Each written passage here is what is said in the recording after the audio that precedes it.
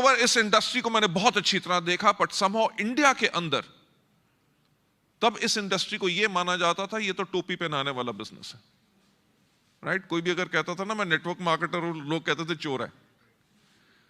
और जब हमने वेस्टीज शुरू की तो लोगों ने कहा ये तो डाकू है। सही बात है, लोगों ने मेरे को कहा कि कब कंपनी बंद करके भागोगे। पर पॉइंट ये था कि जब हमने देखा कि इंडिया के अंदर कोई ऐसा सिस्टम नहीं है जो एक्चुअली लोगों की जिंदगी बदल सके, हमने कहा कब तक दूसरों के ऊपर उंगली उठाएंगे, कभी कोई तो खड़ा होगा जो इस इंडस्ट्री को इसका रिस्पेक्ट, इसका सब कुछ दिलाएगा। उस चीज की सोच के साथ मैं, कमर दीपक, जो हम पहले एक कंपनी में काम कर चुके थे, हमने वेस्टीज की शुरुआत की।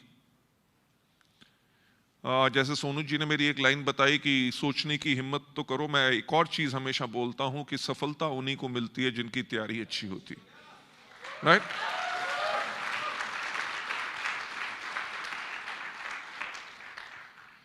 यू नो, वेस्टीज किसी डिफॉल्ट के करके शुरू नहीं हुई थी।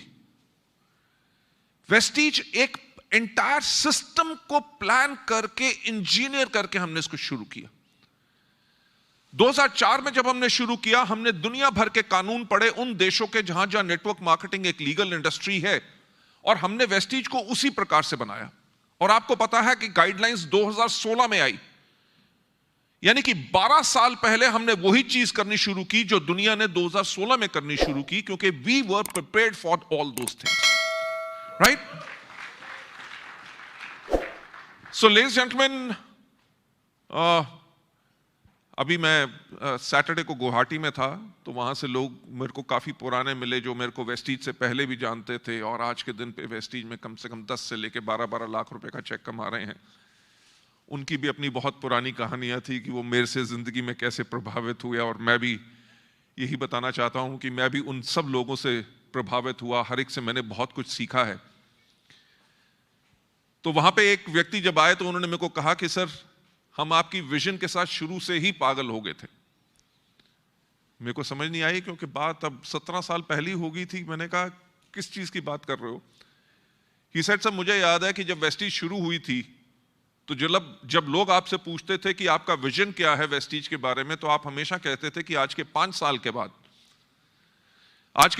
के बाद इंडिया में जब कोई भी पूछेगा कि एक अच्छी डायरेक्ट सेलिंग कंपनी कैसी होती है, तो लोग कहेंगे वेस्टीज की तरह। So then I remembered the entire thing, and हमने आज अगर वेस्टीज इंडिया की लार्जेस्ट डायरेक्ट सेलिंग कंपनी है, and we are the 36th largest company in the world, वो सब इसी के करके हुआ क्योंकि कंसिस्टेंटली हमने परसिस्टेंस के साथ अपना जो गोल था, अपना लक्ष्य था, कभी उसको छोड़ा नहीं। क्योंकि 2004 में मैं ना ही सिर्फ ये कहता था कि लोग कहेंगे कि Vestige is one of the best companies, पर पूछा जाएगा जब प्रोडक्ट्स कैसे होने चाहिए, मार्केटिंग प्लान कैसा होना चाहिए, एजुकेशन सिस्टम कैसा होना चाहिए, मैनेजमेंट कैसी होनी चाहिए, तो लोग कहेंगे वेस्टीज। पर जब पूछा जाए कि लीडरशिप कैसी होनी चाहिए, तो लोग कहेंगे वेस्टीज के लीडर्स की तरह।